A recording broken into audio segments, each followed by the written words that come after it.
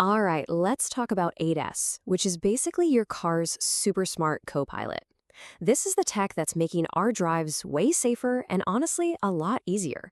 We're going to break down what all those confusing acronyms and alerts actually mean. Have you ever gotten into a newer car and felt like you needed a PhD just to understand the dashboard? All the beeps, the flashing lights, the warnings. Yeah, if it feels like your car is speaking a totally different language, trust me, you are not alone. Let's get you fluent. Okay, so before we can get into all the cool features, we've got to start with the basics. We need to understand how your car actually sees and senses the world around it. It's pretty amazing stuff. So the big fancy term for all this tech is ADAS, which stands for Advanced Driver's Assistance Systems. And the key word there is assistance, right? These systems aren't here to take over your driving. They're here to help you out, to be an extra set of eyes, and make driving safer and way less stressful. So how does your car see? Well, this image breaks it down beautifully. Think of it like this. That big purple area out front, that's radar or LiDAR, which uses lasers to see things far away. Then you've got the blue zones, which are the cameras. They're great for spotting things like lane lines and reading road signs.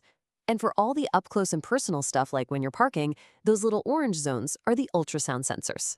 Literally everything we're about to talk about starts right here, with these senses. All right, let's start with something we all dread a little bit. Parking lots. This is where a lot of these systems really shine, taking all the stress out of those tight spots and tricky, slow speed moves. Ah, the OG of parking aids, rear parking sensors. They're so simple, but so effective. You start backing up, and they send out these little waves. The closer you get to that pole or that other car, the faster the beeps get. Beep, beep, beep, beep, beep. You know the drill. It's a classic for a reason. But, beeps can only tell you so much, so the next leap forward was cameras. First, it was just a simple backup camera, but now things are getting wild. A lot of cars can take the feeds from multiple cameras and magically stitch them together to create this incredible 360-degree bird's eye view. It's literally like having your own personal drone hovering over you, showing you exactly where you are. It turns parallel parking from a nightmare into, well, almost a video game. You know that feeling, right? That little heart in your throat moment. You're trying to back out of a spot, you're checking your mirrors, you're looking over your shoulder, and then, bam, a car just materializes out of thin air. It is a genuinely scary and dangerous situation. And this is the hero that saves the day. Rear Cross Traffic Alert, or RCTA. It uses those same rear sensors to look both ways down the parking aisle for you. If it sees a car, a cyclist, or even a person about to cross your path, it screams a warning at you. And get this? If you don't react fast enough, some systems will just slam on the brakes for you. What a total game changer. Okay, we've successfully escaped the parking lot.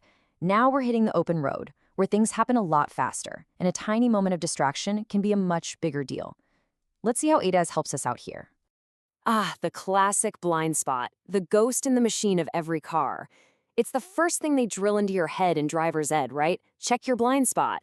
Because no matter how perfectly you set your mirrors, there's always that little zone where an entire car can just disappear. And the fix is so simple, it's genius. Blind spot detection. It just uses its sensors to keep an eye on those sneaky spots for you. If another vehicle creeps into your blind spot, a little light just pops on in your side mirror. It's not annoying, it's not loud, it's just a quiet little heads up that says, hey, maybe hold off on changing lanes for a sec.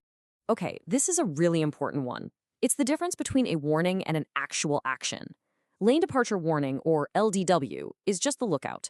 If you start to drift over the line without your turn signal on, it'll maybe buzz your steering wheel or make a noise. But lane keeping assist, LKA, goes a step further. It actually gives the steering wheel a gentle nudge to guide you right back into the middle of your lane. It's an active helper, not just an alarm. This is one of those features that just feels like magic. There's a camera looking out the front of your car, and it's smart enough to actually read the speed limit signs on the side of the road. It then pops that speed limit right up on your dashboard. So you never have that, wait, did that sign say 55 or 65 moment again. So clever. So knowing the speed limit is one thing, but what if your car could actually help you follow it, right? That's the next logical step. And this is where these systems start to feel really, really smart. And that's where Intelligent Speed Assist comes in. It's the brain that connects the eyes, that sign reading camera, to the car's cruise control. So it can flash a warning if you're going too fast, or even better, it can automatically adjust your cruise control speed to match the new speed limit as you drive. It's basically cruise control that pays attention for you. Okay, now we're getting into the real heavy hitters, the systems that are designed to jump in when a crash is just a split second away. These are the ones that act like your ultimate guardian angel on the road. And here we go again with that same idea, warn versus act. Forward collision warning is your lookout. It's watching the car in front of you, and if you get too close, too fast, it's going to yell at you with all kinds of lights and sounds. But automatic emergency braking, that's the bodyguard who jumps in front of you when the warning isn't enough. And you're looking at that bodyguard in action right here. If the system's computer calculates that a crash is about to happen and you haven't done anything, it takes over. And this isn't a gentle tap. It will slam on the brakes with full force to either stop you completely before the impact or at the very least slow you down enough to make the crash way less severe. But what happens in the moments after a crash? Well, that's where eCall comes in. Think of it as a silent guardian. If the car senses a major accident, like when the airbags go off, it will automatically call emergency services and send them your exact GPS location. It gets help on the way even if you can't. And it's really important to remember that all this incredible new tech is built on top of a foundation of safety features that have been around for a while. These are the unsung heroes. You've got ABS, which stops your wheels from locking up so you can steer during a hard brake, ESP, which helps stop you from skidding out of control, ASR, to stop your wheels from spinning when you hit the gas, and BAS, which gives you a boost of braking power in an emergency. These are the bedrock that all modern ADAS is built on.